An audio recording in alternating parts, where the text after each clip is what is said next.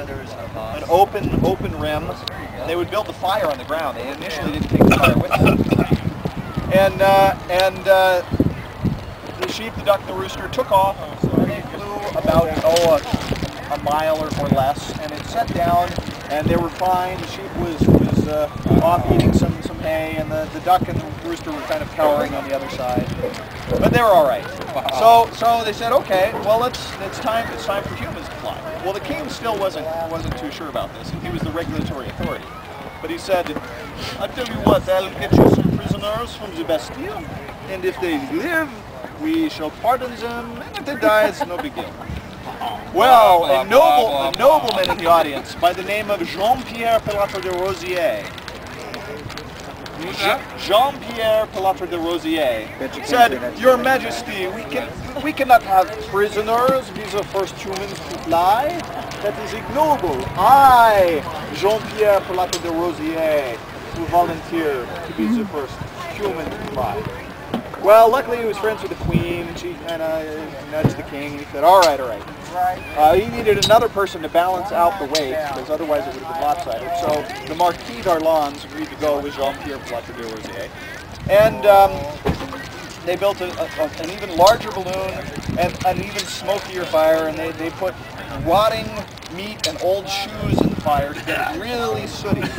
Now, it turns out that actually did help, not because it provided better lift, but because the soot plugged up the pores in the paper and the cloth that they had, and actually made it more airtight. They didn't know that at the time. However, the side effect was that it was so unpleasant that the queen I don't know where you would have put him. Maybe in the brown bag? Well, they took off, and they flew, and it was a wonderful, successful flight. They set down 10 miles or so away from there. But this was a very competitive age, and science was all the rage, and people had balloon fever. And there was another balloonist by the name of Professor Charles, and he had come up with a gas balloon filled with hydrogen. Well, he had just sent off his balloon unmanned, and it flew about 20 miles and landed out in the countryside, out in the farm by the village. They had no idea what this thing was when it came down.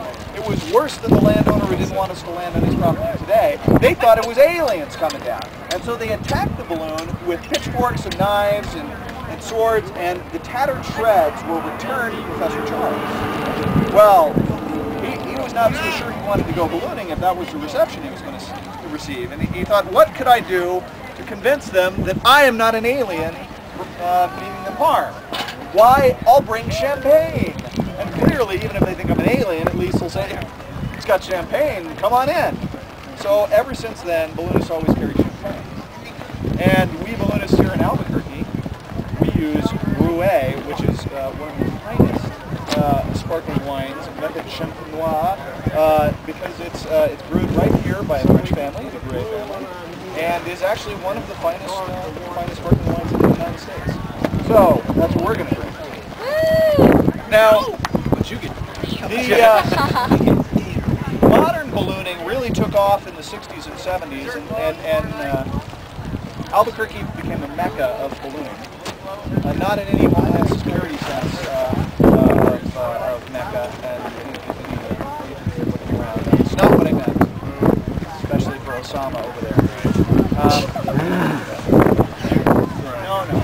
But in any case, there are a lot of computer scientists and engineers around here, and they kept track of everything, trying to understand what made balloons safe.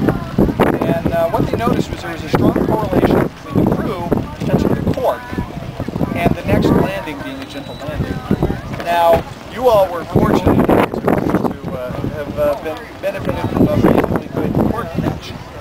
So I want to pass that along to the next landing for tomorrow by trying to catch this cork and doing your best job. So I'm going to remove the wire cage here. Anybody know what this wire cage is called?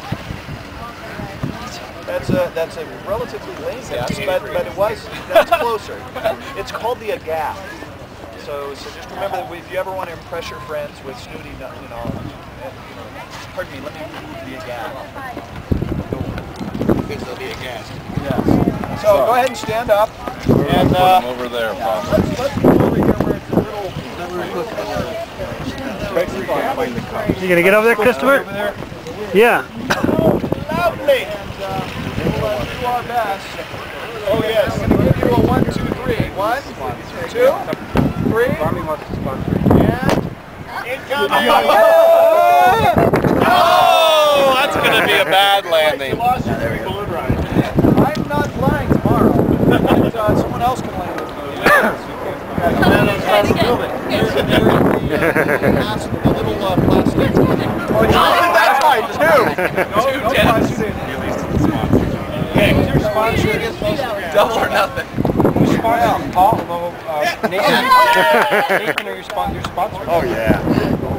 Yeah. We didn't really play with my sponsor is right there. My sponsor. Didn't mean to jinx you guys tomorrow. Yeah. Nathan, that's yours. I blame it on the sunlight. What about it? all right, Capitan.